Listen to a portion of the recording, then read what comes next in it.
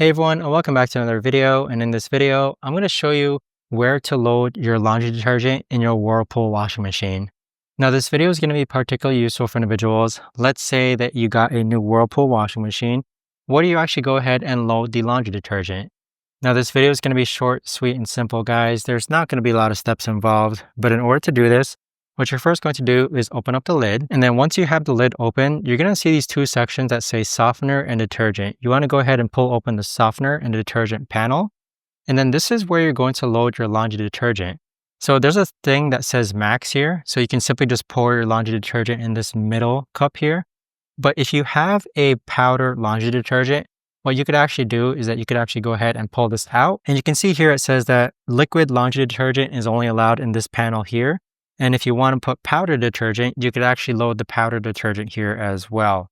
So that right there, guys, is the best and easiest way that I know of to actually go ahead and explain where to load your laundry detergent in your Whirlpool washing machine. If you guys know of a better or easier way to actually do this, let me know in the comments down below.